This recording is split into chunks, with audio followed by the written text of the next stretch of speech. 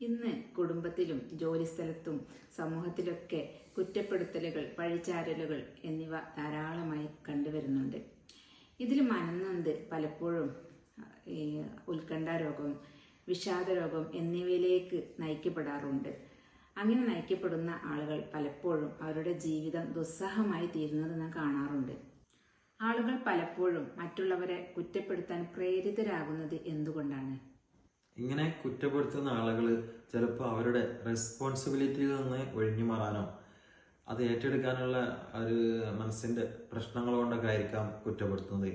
അതുപോലെ അല്ലാതെ അവരുടെ ഇമോഷൻസിനെ, അവരുടെ ചിന്തകളൊക്കെ അവർക്ക് നിയന്ത്രിക്കാൻ കഴിയാത്തൊരു പ്രശ്നം ഉണ്ടാവും ചിലർക്ക്. ചിലർ അവരുടെ സ്വഭാവ വൈകല്യങ്ങളായിരിക്കാം, പെരുമാറ്റ വൈകല്യങ്ങളൊക്കെ ഉള്ള ആളുകൾ ഉണ്ടാവും. എന്തിനും ആരെയും കുറ്റപ്പെടുത്തുന്ന രീതിയിലുള്ള ഒരു സ്വഭാവം ചെറുപ്പകാലങ്ങളിലൊക്കെ അവർക്ക് ഉണ്ടായി വന്നതായിരിക്കാം. ഇതൊക്കെയാണ് ഇതിന് കാരണമായിട്ട് പറയാവുന്നത്.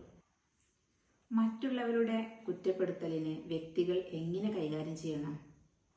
ഈ കുറ്റപ്പെടുത്തലുകൾ നമ്മൾ കേൾക്കേണ്ടി വരുമ്പോൾ നമ്മൾ അതിനെ ശാന്തമായിട്ട് അതിനെ കൈകാര്യം ചെയ്യുക. പിന്നെ നമ്മൾ ആ വ്യക്തിയോട് നമുക്കൊരു സഹാനുഭൂതി കൂടിയാണ് കാണേണ്ടത്. ശരിക്കും ആ വ്യക്തി നോർമലായിട്ട് അങ്ങനെ പറയുന്ന വ്യക്തി ആയിരിക്കില്ല. ചിലപ്പോൾ അയാളുടെ മാനസികമായിട്ടുള്ള പ്രശ്നങ്ങളോ ഒക്കെ ആയിരിക്കും അത് എന്ന് നമ്മൾ മനസ്സിലാക്കുക.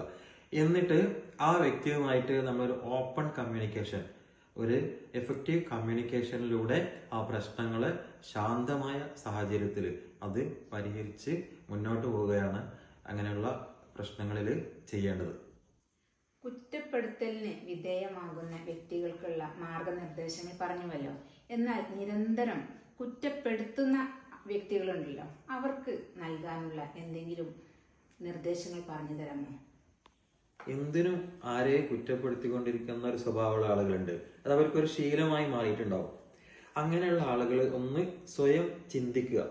ആ സെൽഫ് റിഫ്ലക്ഷൻ, ഞാനിപ്പോ ഈ പറയുന്നത് ശരിയാണോ, അല്ലെങ്കിൽ ഞാൻ അങ്ങ് അത്രമാത്രം രൂക്ഷമായിട്ട് പറയാൻ എനിക്ക് അവകാശമുണ്ടോ, ഞാൻ അതിന് അർഹനാണോ, അതുപോലെ ഞാൻ എൻ്റെ ഉത്തരവാദിത്വമല്ലേ ഈ കാര്യങ്ങളൊക്കെ, ആ ഉത്തരവാദിത്വം ഞാൻ ഏറ്റെടുത്ത് അത് പരിഹരിക്കുകയല്ലേ വേണ്ടത്.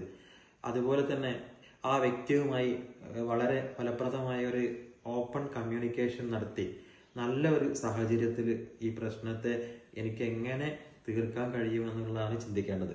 ഇനിയും ഇത് ആ സ്വഭാവം മാറ്റാൻ കഴിയാത്തൊരു പ്രശ്നം, ബിഹേവിയറൽ പ്രോബ്ലം ആണെന്നുണ്ടെങ്കിൽ അയാൾ ഒരു സൈക്കോളജിസ്റ്റിനെ കണ്ട് കൗൺസിലിങ്ങിലൂടെ ആ സ്വഭാവം എങ്ങനെ മാറ്റിയെടുക്കാമെന്നതിനെ കുറിച്ച് ചർച്ച ചെയ്യേണ്ടത് വളരെ അത്യാവശ്യമാണ്.